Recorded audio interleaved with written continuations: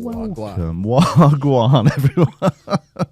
Welcome back to TVI. Same, man. Episode 197. Yeah. That's too many, isn't it? Fair. We're joined by Steve N. Allen. They're garbage. 196, over an hour. Yeah. Like we've done over 200 and I'd say 250 hours of shit. What a waste of a life. Anyway. But welcome, Steve. What an intro. I'm glad to be listening. Welcome to the biggest waste of time on the internet. So Steve N. Allen. What's the N stand for? It doesn't. My parents lacked the creativity to give me a middle name. I didn't get a middle name either. And they didn't realise what happens if you're famous and there's an absolute ton of Steve Allens. What Yes. are you going to do? Which there is. Yeah. That's the problem. Although there used to be just the main two. There was Steve Allen, the American comedian who invented The Tonight Show, Johnny Carson. He died in 96. So you're right. Yeah. Steve. Who's the other one? Steve Allen, the LBC presenter. Okay. Who also lost his career this year. So How did he lose his career? Me too. No, he almost. He got in a bit of trouble for saying that one of Gordon Ramsay's daughters was chubby. Oh. When she was doing Dancing on Ice or something. Right, yes, I do remember this now. Fat. Not really. And he's a good, Dad's a good cook. It's going to happen. Yeah. But How old is she? She was in her 20s. Oh, okay. And he was in his 60s. So it very much felt like, you icky man. You creepy old It's a bit bastard. much. It's going to tarnish his character, isn't it? Yeah. But what happened was the Sun website ran that story with a picture of me. Oh, great. And I had a weekend of all these people saying, he can't comment about her. Look at the state of him. Oh, I didn't comment. Yeah, that's so rude, isn't it? I'm aware of my looks. That's why I don't call Ramsay kids fat. Yeah. There is, I always think, I'm not somebody who would fat shame or criticize anyone's appearance, because you're opening yourself up to everyone picking every thing about you apart. I can get away with it, but I know. There was one yesterday. I saw there was like a Sports Illustrated model who's like a plus size model and gorgeous, but basically some sort of. But when they say plus size, they just mean a bit curvaceous. But she's like Marilyn was plus size. Yeah. No, this girl is more plus size than Marilyn. Oh. Not to sort of start getting into specifics, but the plus numbers go on all the way up to infinity. I mean, plus is a big category, plus but another person. but this online sort of I don't want to say right wing, but like a contrarian type lady, basically criticised this woman and referred to her as a whale. But then, so everyone then just obviously clicked on her profile. It was like she was butters, man. Like flamed, aren't you? Yeah, like you can't just got to be nice to everyone. Just be nice. Yeah, don't criticise anyone's looks, because people will come for your looks. Yeah, even when it's not true. Be nice to everyone, even when it is clearly apparent that you're complimenting someone when it's not. You don't have to think it. And you're a nice guy. Do you know what I mean? That, exactly. Look how he effortlessly goes into eye lies. contact. Touch my elbow and everything. It's weird. So the N is for nothing. You added it just literally for nothing. And I thought, it's cute because it's the N from the end of Stephen. I owned the letter. It's not like I nicked an extra one. And I thought, stood for the N word. That's why I get booked in certain places. And secretly, I thought it'd blend in, but it doesn't blend in because like with Michael J. Fox, people say Michael J. Fox. Yes. But people say Steve N. Allen. Yeah. No one ever says Michael J. Fox. No, you're right. Yeah. Really, they double down on it too much. Oh yeah. But I started to regret that weak attempt at a stage name until I realised, I'm Googleable, I'm search engine optimised because of that N, and if I were just called Steve Allen, good God, even I'd forget who I was. Yeah. It was a good move on the whole then. Yeah. And where did you get your excellent voice? That resides in my larynx, I think. Oh. And I just grew it myself. Where were you raised? I'm from the Midlands, from Mansfield. Okay. And I've got more of that Mansfield accent back now. What happened was I grew up with a really thick Mansfield accent. Yeah. Fully no one really sets plays in the East Midlands because no one can do the accents. Yes. And there's a video of me acting at school. None of it was intelligible. It was like, hey, I'm going on. Just noises. That's all we ever do. Lose it. I went to university and no one could understand what I was saying. And I only went to university in Birmingham. It's not like I travelled far. Just the other side of the Midlands. In Egypt. So people thought, well, you're just making sounds. So I was growing up at a time where people thought you should lose your accent to get into the media, is what I wanted to do, which I did. I put effort in. I flattened all my vowels. Then came down to the south and everyone was like, oh, I really like regional accents. Like, you bastards. Yeah. Worked too hard on this. So, in my now, whatever I sound like now is just a mess of pretend what I used to sound like mixed in with stuff down here. I don't know what it is. It's a good voice, though. It is good for you because you've done loads of broadcasting stuff over the years. Yeah, I've done voiceovers and some radio-y stuff, and I was once approached to read a short pornographical story with my voice. And why? Who by? And it's just a guy in the street. Long raincoat, I seem to remember. Online, I'd set up a demo thing to get voiceovers, and one of the first ones I ever got was this company said, "Would you read these porn things for us?" Yeah, I know. But when you say porn, like, what do you mean? I know those sexy stories or actual like hardcore descriptions of sex. I never got the script sent through. I got too afraid of I thought that would be the thing that ruined my career. Obviously, since then there have been loads of other things. But early doors, I thought I can't have this available. That it's somehow, if I become famous, people will just. You wouldn't have to put your name to it, though, would you? I just thought it would be recognisable. Yeah. Who's also, got this mashed up accent? porn isn't really an audio thing, is it? No. Who's Not when you do listening it. to porn? You know. Dunno. I mean, Most Julian people- probably would have a go. Most people hang up on me.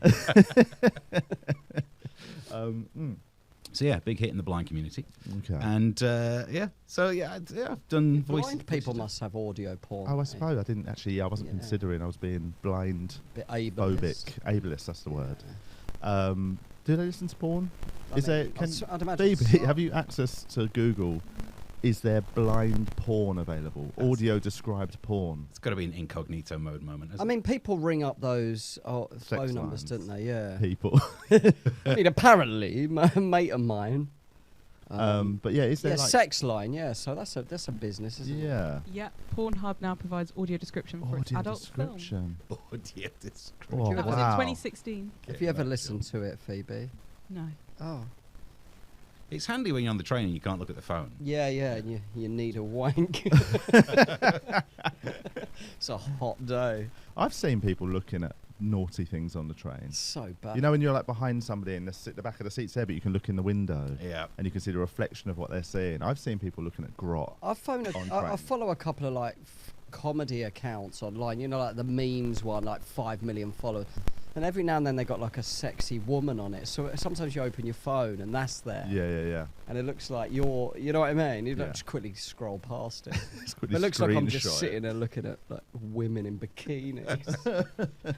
All you got to do is say something like, "Nan," and then Yeah, mm. yeah, Yeah. exactly. It makes My daughter again. Just discuss. Yeah, is she not at school? Anyway, so you did the MASH reports. Yeah. You are somebody who's politically minded, I presume. Yeah. Big news today with the Boris Johnson thing. Well, I suppose it's big. I mean, we news. know it. Yeah. We knew it was coming, but did you hear about this? No. I'm so shocked. So the he's a liar. report came out about the Partygate thing. Okay. And they basically said he lied to Parliament about And what's all going to the happen parties. to him? Well, It's they've illegal, yeah. Yeah, well, it's one of the main rules about being in Parliament, and it also makes they're sense. held to a higher standard. So Yeah. there's well, that. I think they used to be. They don't seem They to be should anymore. be, yeah. Two rules are that you can't mislead Parliament, and as soon as if you do so accidentally, as soon as you do so, you need to rectify the record, which means all of the "no, I didn't mislead Parliament" feels like it was just dragging out the lie, and it should have been the recommendation of a 90-day It's almost like suspension. perjury, is it? Like that Yeah. kind Yeah. of level of crime. But it almost feels like it's worse because you're not just a normal person doing a bit of a crime. Yeah. You're literally in charge of all of it. Yeah. Probably should be better than the rest of us, but I mean that was never going to happen. So that's what I mean. It's not big news in terms of surprise. No one's read a No. paper today and gone, "Oh, but I thought this man was honest to every cell in his Yeah, body." yeah. But we got him, is the feeling, I guess, yeah. But he's already resigned. Yeah. So he got- Oh. But when they resign, they don't resign in like immediately, do they? He's technically still an MP Well, until the next. both elected. he and Nadine Dorries said they resign with immediate effect. Oh, right, And then okay. 4 days after she resigned yeah, with immediate she- effect, she said, "I'm not going to resign." Yeah, no, she's had a little bit of a. What does the word immediate mean then? I know she is an idiot though, isn't she? I don't know, actually. Maybe she's worse than an idiot. Because Oh, if yeah. any of that's planned, Yeah. I'd rather idiocy. It sounds rude to say someone's an idiot. If you'd assume somebody would be like intelligent to get to that level of Yeah. politics, but some They of can them still you be think. buffoons, Yeah. aren't they? Like naive, like not Yes. streetwise. I'm not Rubbish. sure they're idiots, though. I think there might be worse malevolence in there. That Yeah, they yeah, yeah. realise, It's like, no, we can calculated play this game. idiocy. Yeah. Evil. Yes. what do they call it? There's a phrase for it. Something incompetent. The Latin word is cunt. But yeah, I mean, he's, I feel like he's now beyond coming back. Everyone thought he's still going to come back. Do you think jail time would be appropriate? What, even a few weeks, couple of months? Just to toughen him up a bit. Just to kind of set an example. Battered in prison, wouldn't he? He'd probably be segregated, wouldn't he, with a nonce? Just for his safekeeping. Put him with the nonces. No, he wouldn't go. There won't be any prison time. But I do think politically, I don't think he's coming back from all this. Maybe. I don't know, though. The big worry is that he was likely to lose his seat in Uxbridge anyway. And so he resigned before having to face a by-election, because if he was going to lose it anyway, why fight the by-election? And you can do this thing called a chicken run, where if there's another safe seat, you could go and stand for that instead. But obviously you need the MP in that safe seat to step down. Yeah. Mid-Bedfordshire, Nadine Dorris territory. And if there's one person who would absolutely do anything, he said, if anything, it's tragic. The way that, the meme of find someone who looks at you the way that Nadine Dorris looks at Boris. Yeah. She would do anything, and probably does the most already for him, but would do the extras as well. So maybe he's going to go and stand in Bedfordshire. Oh, God. That would fit. Bedfordshire is a shithole. And I say that as somebody, in terms of and you live in Hertfordshire, so this might sound a bit like I'm attacking your area, but that ring outside of London, actually Hertfordshire's probably the nicer, but you go some parts like Sussex, some parts of Essex, Kent, just that outside ring outside the M25, Bedfordshire, Luton, all that, it's just fucking rough. A lot of people have moved out from London there. I'd separate because them out. They didn't like what London was turning into. I think there's some. You know what I mean? There's that. I've done a lot of gigs in them areas where they're like, "Oh, you're from London, are you?" Like, "Oh, yeah, it's gross." I moved out here 20 years ago because it was like back in Pakistan. It's like, oh, God. Yeah. I've had that in Dubai with expats. Oh, man, expats are the worst. But you're in Dubai, man. Yeah, expats. That's it. That's what they're like. London expats, aren't they? People in Bedford. Yeah. Well, so I'd attacking Bedford. I'd stand up for the Hertfordshire, saying that the first level of county away from London, the one that really borders it big style, like Hertfordshire, we're all right. But you move to these Bedfordshires that barely count. They touch the M25. They own one junction of the M25. Grow up, sell it off, and move on. I think as a county, the thing that always bothers me about Bedfordshire is the first sat-nav I ever had just didn't know anything about Bedfordshire. I think they built a lot of roads after it had been made. Oh, yeah. So I was sent across fields. Update it. No. And so for me, it just feels like this land that doesn't really exist. Yeah. It's all marshland. Yeah. But it's just not. It's not. That's not my. It's not my town. That I'm a Londoner. I like London, I like other places that've got their own identity. But can you afford anything in London? That's not at all. I'm absolutely skint, and but I'd rather be poor and have options of things to do than live in like Bedford. No, I'm the opposite. I'd rather do nothing and not be poor. Okay. What would you do with the money there? Or just buy the house to live in. It's a subsistence living, and also buy a bit of food every so often. But no, I've now moved out far enough that I don't do anything of an evening. Oh, good God, I can't even remember the last time. Your baby. Yeah, exactly. I think I've now realised, and I'm quite late to be a dad for the first time. How old are you? I'm 46. Okay, yeah. And he's 1. So, I'm late at this. I mention this to the missus all the time. She's 10 years younger, but when we went to the hospital... Nice. But whenever we went to the hospital, they call her geriatric. Oh, I know, it's mad. Good. Oh, that felt What is the cut-off when it becomes geriatric? My wife was a geriatric pregnancy. And what does that mean? She was 39. She was 40 when... it's a bit of an insult. I think it's over 30, is it? Over the hill, mate. Yeah. It's over 35. Yes. Old spinsters. Yeah. Get him on the scrap heap. You're expired. But it does mean I've made my peace with the fact that my life's over now. Like, if you have a kid when you're young... It's a good age, though. Yeah. My dad was 48. Yeah. Although it wasn't a great story. Wasn't the role model dad. Right, I'll try and not do that. What was, because is it Al Pacino? Who's the one that's currently got another kid coming? Both. Yeah. Al Pacino and Robert De Niro. Both and he's 83. That's a little bit unfair, isn't it? The kid's going to go through grieving about 9. Yeah. For sure. Or at their 18th birthday, he's 101. Yeah. The flip side is inherits, I won't say all of Al Pacino's money because he's probably got a lot of kids. Yeah. Inherits an eighth of Al Pacino's money. I'd take some grief I'd for that. take that, Yeah. I'd let my dad die for that. How old's his partner? She's like 40 Yeah. Oh yeah. something. That's a big age gap, isn't it? Technically, she's geriatric. That is like, you know, there's like, who was the one? I know Al Pacino's is younger, isn't it? How old's Al Pacino's partner? Sorry, Phoebe, to keep getting you. We've got Phoebe back, everyone, listeners. You haven't heard Phoebe Easy, for a while. Phoebe. You can say hello if you like, Phoebe, into the microphone. I've given her too many jobs now to do. Thank you. Can you hear me? Yeah. It says he's never been married. Whoa. Oh. But how old's his partner? Is it because one of them's got a really young partner? Maybe not. Maybe Robert De Niro's is like 45. I'd imagine all famous guys at that age have got like. She's my 29. God. 29. 54-year age gap. Bra Clark. That is too big, isn't it? I mean, she's an adult. She also apparently she's got a bit of she's got a type. I think before him, she went out with Clint Eastwood. She likes Abraham Lincoln. And Clint Eastwood is 99. I don't know how old he is. He looks it. But I think she went out. Yeah, she went out of Mick Jagger as well. So she might actually fancy that kind of like dad issue kind of thing. Granddad issue. Yeah. Wonder where her dad is at. I don't know. Yeah, probably not in touch anymore, I imagine. That speaks to a lack of commitment, though, because if you're dating people at 90, and you don't just see it out. Yeah. Just because it's not like you're going to be trapped in there for decades. Yeah. No, just you're have the right. good grace to wait until they die and then move on. Yeah. Get that will. It must be divorce. Not to get too graphic, but they're like willies must be disgusting. That is graphic, man. With the pills and stuff these days, the blueies. Yeah, but I'm just thinking physically. They must look. If they're hard though, like the wrinkles go out. That is such a worse thing than I was thought we'd go down. But you could have Botox. Yeah, diet, get a bit of just their for men. Their balls must hang so low. Oh yeah.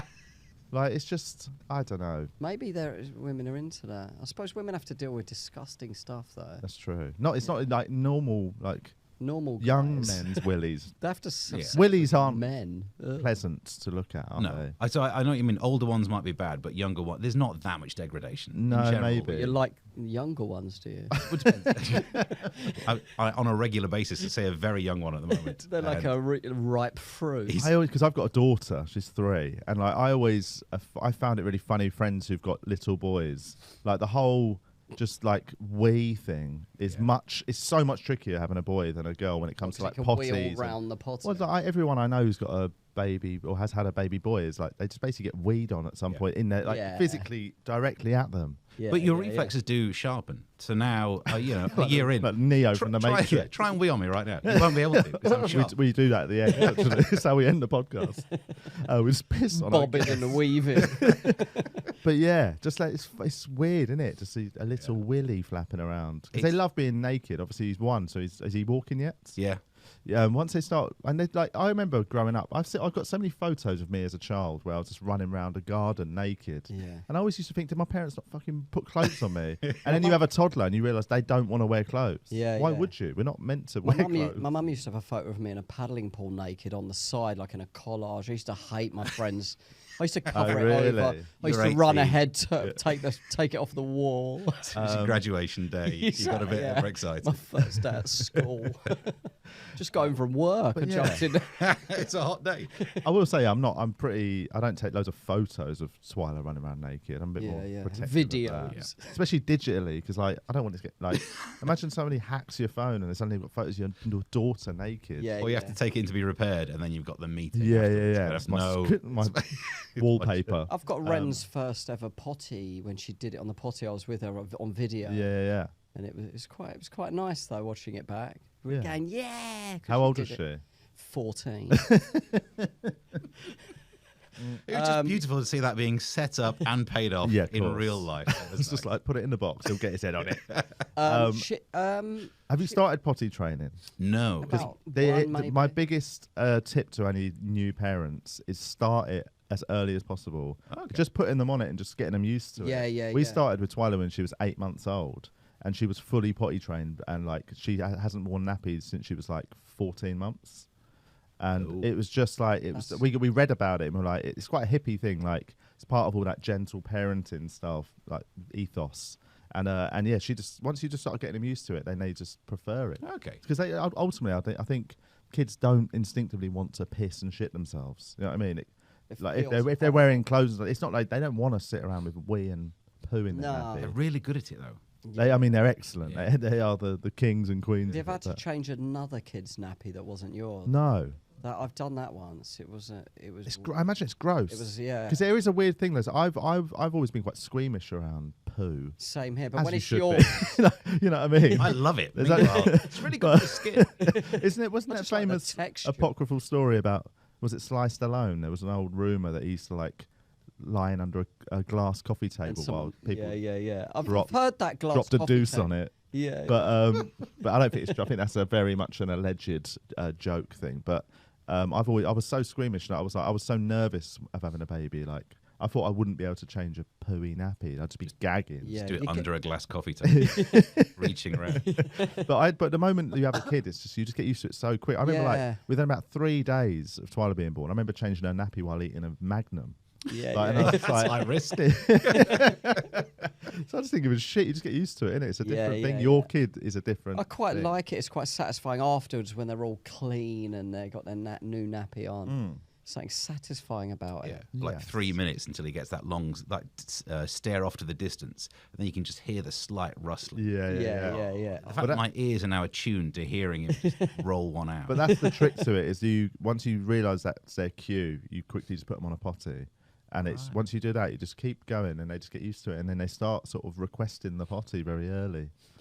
Okay. Good trick. I'll get into it. We've gone the opposite way. Instead of this gentle parenting, we read Harsh. harsh parenting. Victorian parenting. It's called Bog wash them. The book's called something like French Parent. Why French kids don't throw food. Yeah, it's a really good book. Yeah, and okay, yeah, you're a bit hardcore, aren't you? You end up having to like ignore the child and be like, Yes, I mean I just let them cry in their bed. But I read that Some book, people say that, don't they? and there is parts of it I sort of agree with. That thing of like they're very anti-helicopter parenting, where that running around the playground behind them in case they bump into something. Yeah. But it's the other things, it goes way too far with just fuck them off as soon as possible. I don't like it when parents say if the child falls over, but the child's not crying, but the parent keeps.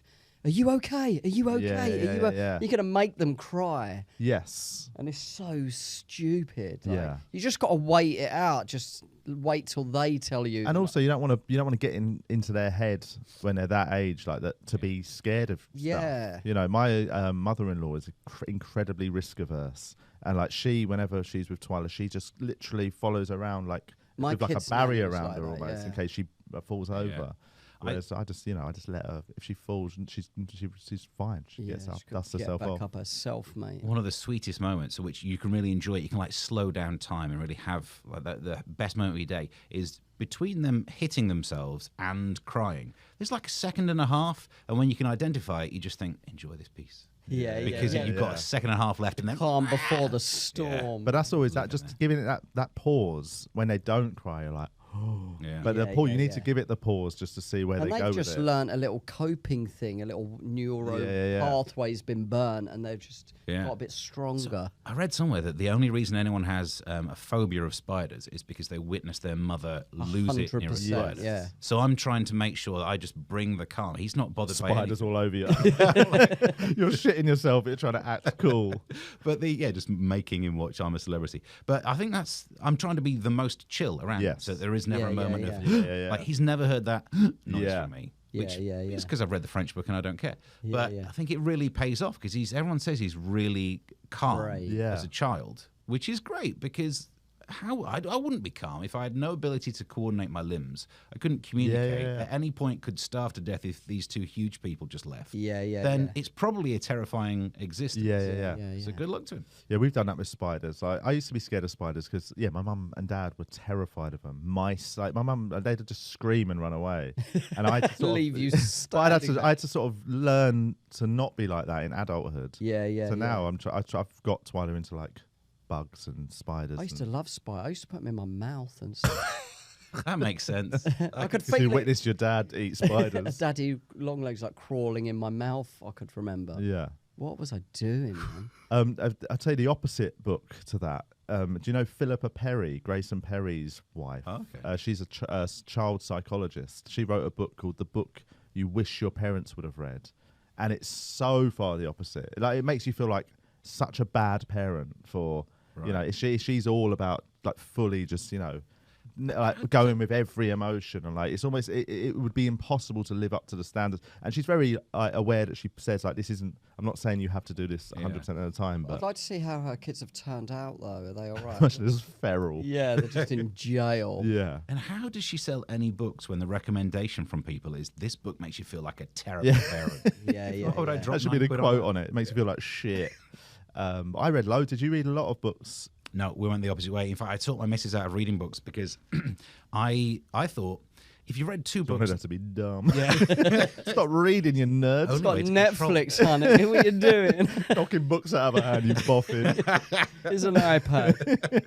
But if you read 2 books and the 2 books disagree, then all of a sudden you've got yourself in a corner. Because you pick one and then you can find a million reasons why you picked the wrong one and you feel bad about it. Yeah. So I thought we should get... I didn't want to read any books on it, brutally honest.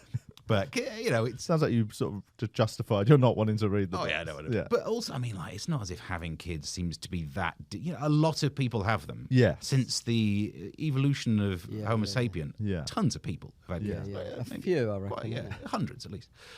So I think, just if you hit a problem, Google it. We live in the information age. But if you read loads of books beforehand, you will talk yourself into having the worst possible path. Yeah. And it's You can't learn to swim by reading about it, can you? Exactly. Yeah. Boom. Well, I suppose you do actually have to learn first. I was thinking more, let's jump in there and then Google how Drown to swim. a bit. Yeah. While you're in the water. While your phone's breaking. Yes. I mean, I did. I read a lot, but I'm quite good at just cherry picking That bits 3 in a that I bed you agree read, with. didn't you? 3 in a bed's really good. Yeah. Like co-sleeping, which is what we did. And like the thing, I will say that book definitely... The book basically says co-sleeping is like the best way. And then it says, you know, co-sleeping gives them the independence that when they do start sleeping in their own room, that they'll just do it naturally because they'll be like super comfortable. They've had so much time with their parents. And I can confirm with a 3-year-old, that has not happened yet. She's got her own room, she's got her own bed, but she much prefers our bed. Ren did it to a lot later than that, though. Yeah. Old, yeah. But it is nice as well. It, though, like, I still like I love it. Some days your waking up and relationship. she's just like really, she's lovely in the morning. kid does that anyway. Yeah. Your relationship's dead. Might as well get between us. No one's using this space. Might as well literally lay between us. Yeah, if you went here, we'll just be pointing out the other side on our A sides. couple of single Not beds in there talking. anyway. But yeah, it's I've got ice in my mouth. Sorry. I mean, I'm drinking iced coffee. This is my 3rd ever iced coffee. Yeah. I've just bought my first one for the other day. They're lovely. I always like them when I sample other people. I've always looked never at them buy being like, "What are you doing? Cold coffee." But actually, it's really delicious. Just drink it too quick though. With a coffee, it kind of takes longer because it's hot. Yes. I mean, I've nursed this, so that is, I've disproven that point. I do feel sorry for the coffee that's gone cold, which really is falling between 2 stools. The iced coffee, very popular. The hot coffee, people are loving that, even when it's too hot for them. But Yeah, cold what about coffee a is gross. lukewarm coffee. Yeah. Yeah. I mean, it's not even its fault. People throw it in the sink, don't they? If it's gone cold. It's like we feel sorry for coffee now. I've been doing that at the moment. What? I've been having a coffee in the morning, Yeah. leaving half of it, and then coming back to it when it's cold later when it's really hot, and I still need a pick-me-up. And I do. does that, it not though, with taste coffee. disgusting? No? Really? I've had I it the next do day. nice proper coffee. Do you do what sort of coffee do you do? Cafetiere. Yeah. Okay, She's yeah. a fancy bitch. I'm not into a Nice. cafetiere coffee. I like I make a V60 filter, guys. Ooh. La-di-da. Okay. Anyway, I just use a pod. Like, the pod is Yeah, yeah, yeah. Nespresso's. Yeah. Hits the spot, man, and it's quick. yes. We've got one of Move those fast. proper thing with a group arm where you actually get to Oh, yeah. tamper. Yeah, like You- a barrister. Oh, yeah. Barista. We do that. I can offer you a cake or muffin. We don't have any, but I could do it in that accent. Very much feels like a proper coffee shop. But I find because it's quite. Do you do a double or single espresso when you're making like a latte? Oh, I just do espresso. Oh, you just say espressos. I'm hardcore these I'm days. an espresso guy. Yeah. Yeah. But how many are you having in a day? Espressos are strong, man. The Nespresso machine at home though, they're not as strong. Okay. As when you have one out, they're like it's bitter. It gives you a kick in the face. I like it. I was like, Yeah. It's like doing a whiskey. I like those syrupy, like good quality ones. But the ones at home, I mean, they're still an espresso, but it's not as strong. I've done 4 today, I reckon. Ooh, But I'm up at 7 a.m. and I need to wake up. Yeah. So I get on it. Yeah. Okay. Sorted. I was going to say, we got questions. Okay. To go through. We've got some. We'll work our way through some of them. From our patron WhatsApp Inspired group. by the fact that you were on a MASH report. Is the one that helps me in some way crowbar in the fact that I'm in Edinburgh this Yeah, year? we'll talk about Yeah. Edinburgh Okay. as well. There's none that do that. Sorry, you can't. No plugging is a rule. No, that's not As good. long as I don't get to plug the fact that I'm in Edinburgh this year doing a show about It's a plug. Alzheimer's. When's the last time you did About Edinburgh? Outside. 2019. Okay, It's my cool. first post. Yeah. Is it? Yeah. So And it's about Alzheimer's. Yeah. so you've had I experience presume of it. because you're experiencing it with a parent. That's the rule, isn't it? If Yeah. I didn't have any What's- relatives who'd had Alzheimer's, they'd It's be for. the I'm just going to pick it as worst. a topic. Yeah. What is Alzheimer's? I forgot. Hey. I wish we had a sort of a klaxon for that one. What? Some canned laughter, you Um, mean? So my mum's got Alzheimer's, and Right. she's now in care. It's developed to that point. Yeah. But which one is it? Which parent? So it was both mum and dad. Mum Ooh. first, then dad. So dementia is a type It's of. a type. Alzheimer's type of Well, dementia. dementia Oh, is the that way. dementia's the sort of the top, the umbrella. And Ah. Alzheimer's, and there's like vascular dementia, and there's all Yeah. sorts. And It's like prefrontal or temporal. Yeah. one So time, what's but- Alzheimer's particularly then? What's that definition of that one? That's one where parts of the brain die, like the individual bits of brain, rather than just like People blood can flow to it. die of that. It's a long process, but they can physically die of dementia, can't they? Well, yeah, because it depends which bit of the brain Yeah. stops working. The living bit. The breathing bit. Is, Yeah. yeah. That is important. That's quite key, isn't it? So both parents. Yeah. Right. Yes. That's. And growing up, Bad. all grandparents had it as well.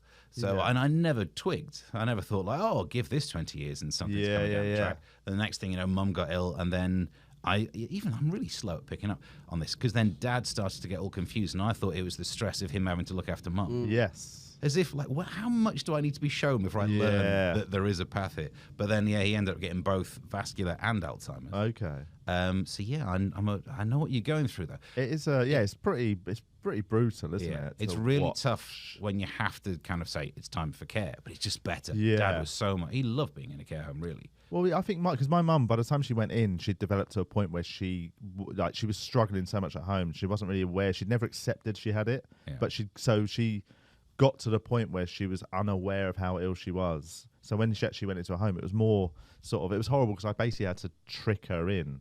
But then once she was in, she was you're right. Sorry. She was fiddling.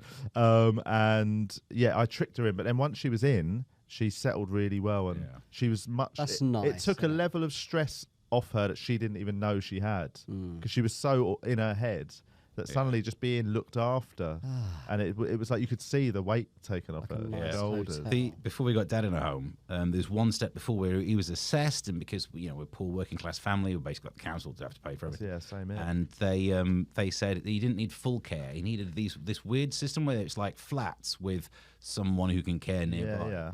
And within an hour, he escaped. Right. I'm really proud of that. You know, Yeah. I'm not sure I could escape from a place, but he managed it with dementia. Yeah. Yeah. So he went into the bathroom, caused a flood, waited until people turned up to sort out the flood, and made it out the front door. That's some Yeah. good moves. Shawshank Redemption. Yeah.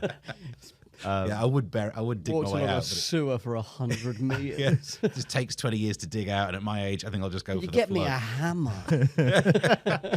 and a poster of Lauren Bacall or whoever that was. My dad had dementia as well. Yeah, he. I was going to actually break him out of hospital. I thought it'd be quite fun in a wheelchair just running out. Yeah. because he hated it there. But then the registrar gave him some kind of painkillers, and I went back there and he was all chilled. Yeah. He was like, "This hotel's nice." Yeah. And, it was just such a relief for me. Yeah. It's horrible seeing them panicking, isn't it? Yes. Just horrible. Well, that's part of it. 'Cause like the place my mum's in, and it was like social services found it, and and it's a really nice, airy.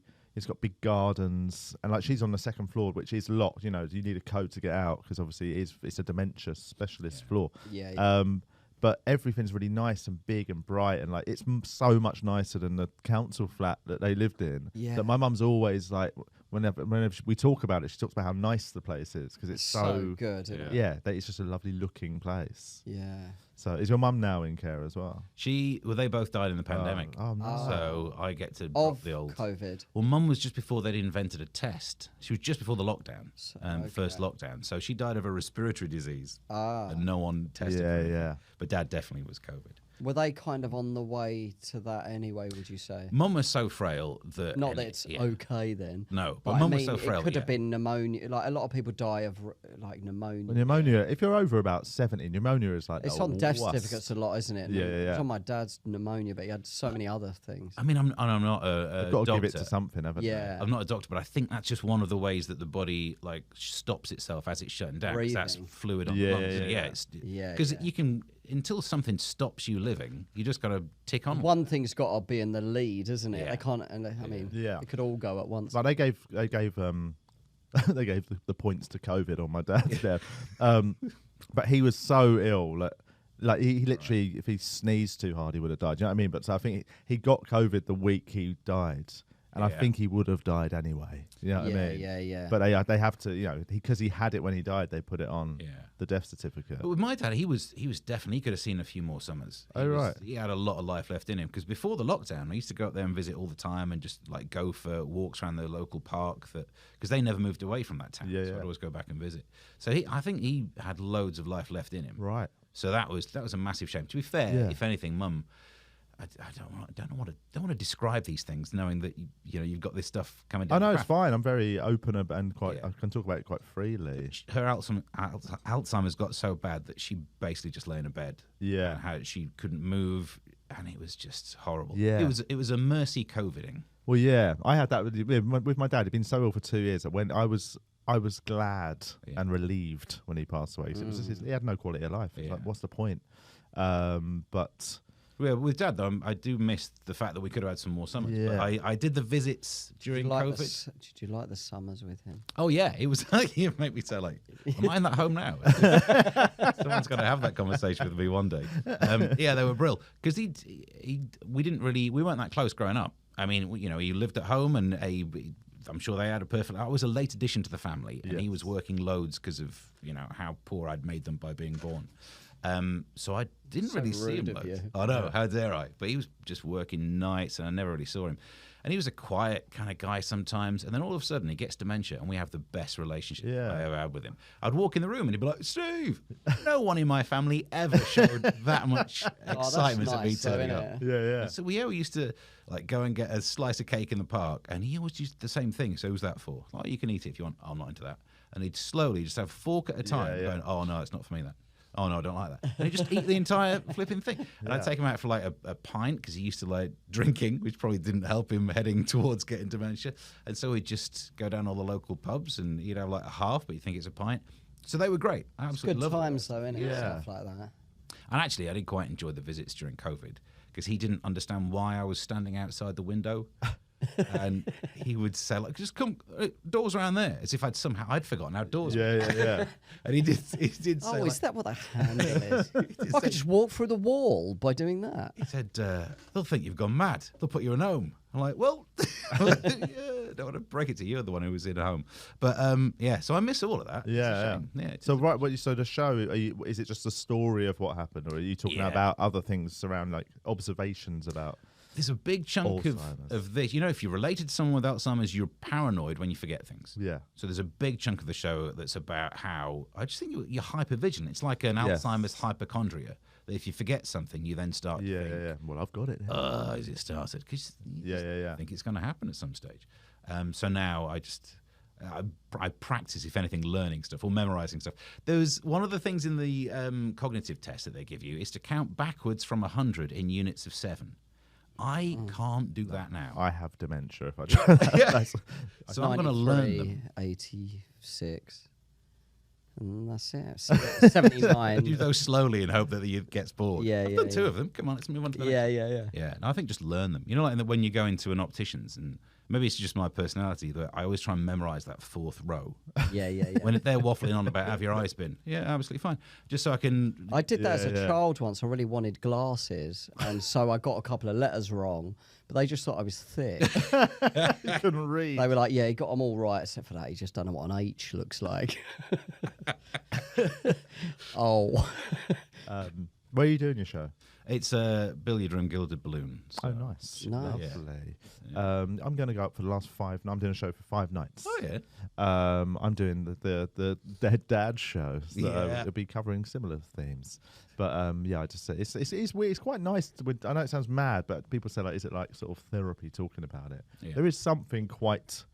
I always like, after I just did the run of it in Australia, and after the shows, like, you know, you do feel different to like after a normal set or something. You just feel like it's something, I don't know. Cathartic. I think it's really bad that the cliche is there about dead dad shows, because you have a certain generation, you're a bloke, I've not had an emotion or a feeling for the first 30, 40 years of my life. You need your parent to die. Yeah, and to feel something. Finally open up about it. I just want to feel. Finally open up and be vulnerable, and society goes, oh, dead dad show. Come on. That's what I called my show, The Dead Dad Show, just because I was like, I'm just going to get ahead of the, the critique. But yes, it is interesting. And also, it is a funny one talking about death. I really talked about the death. Like, I talked about the actual moment of death. And I told the story of being there as he took his last breath, and how we sort of, there was like a couple of false alarms because they'd taken him off all the machines because he was just going, and they were letting him go. And there was no beeps. So there wasn't like a boo. So we just had to just watch and wait for him to go. And like it was about 4 or 5 false alarms where he did a big like. You were there when he went, and then he went. And we're like, oh shit! So we just kept having this like stop-start. Well, you were there when he stopped breathing. Yeah, literally there. I was, and I had to go and break the news to the medical staff that he'd died. Did they take it all right? Guys, are you sitting down? They actually were quite my dad's not rude, but like they were in the middle of something. Yeah, and obviously I was in pieces, and I just went out and went, "Oh guys, so sorry to tell you my dad's died." And they were like, "Oh, okay, yeah, cool, we'll be in a minute." I was okay. This is a hospital. We're cool with that. Don't worry about it. We focus on the live one. Yeah. What else to do? I had the same thing of like he was taking pauses by holding his breath for a while and carrying on. But of course, in that last one, you don't know whether it's a pause or not until you're 10 seconds into it. And then you're like, no, that was it. This is the one. Yeah. It's a mad moment, but I thought it was incredibly profound to be there for that. I thought it was really. I just missed my dad's one. I was on the way there and he died. I wasn't crying, by the way, just coughing. But I just missed it. Yeah. But a lot of them actually wait till their family's out of the room and then die just subconsciously. Really? Yeah, that happens a lot. I spoke to people like in nursing homes and. Yeah, it did with my mum. Right at the start of the lockdown, I was because Dad was there with me because they were in the same care home, and we had 4 days of her sounding like every breath was a battle. And eventually you do think like, oh, good God. Yeah. But also you get so used to like the my sound. orgasms. They don't last 4 days, do they? Good Lord. Sometimes. No wonder you look dehydrated. But then eventually you get used to the sound. So me and Dad was having a pointless conversation, and in the background just this rasping, struggling to breathe. Yeah. But then I took him out to get some food, and then that's when she passed away. Yeah. But that's Dad, really common actually. Because it was during the lockdown, I just wasn't leaving. So maybe Dad was just thinking like, oh, for Jesus, give me a fucking break. You run down a shop, grab yourself some sweets or something. And you got no mates. At least look over there. Right, let's try and do some questions. What does this refer to? I presume this question actually refers to the LBC broadcaster, Steve Allen. Are you jealous that the other Steve Allen has an enormous collectible pog? Do we know anything about this? Pog? I have no idea. Is it a racial term? Can we Google Steve Allen's pog? Hi everybody, that's the end of the public episode. Thanks for listening. Now, if you would like to hear more, you can go over to patreon.com/ We Are TVI. You have to put it in the search bar. Because we still haven't taken it off adult content. Because it's triple X. It's true. It's dirty. Filthy. Nice. Get your willies out when you listen. But yeah, go over to Patreon, sign up. What's the tiers? I can't remember what it is. 3? We've got £3, £5, 10 and 20. I mean, the 20 is a joke one. £10 is sort of a joke as well. £3 gets you just all the back catalogue of extra episodes and hours and hours. There's I don't know how many 100 hours extra sort of episodes. And the £5 tier, you get all that as well. But you also, if you wish, get to join the TVI WhatsApp group. And you can also see the full episode or listen to the full episode with a £3 tier. Yeah. So £5 gets you the WhatsApp group. Yeah. Excellent. That's it. That's all you need to know. Get over to Patreon if you want more. Thanks for listening. Otherwise, just thanks for listeing to the public episode. And please like and share. Yeah, give it a share, mate. Tell your friends. Tell your families. Tell your kids. Bye-bye. Love you.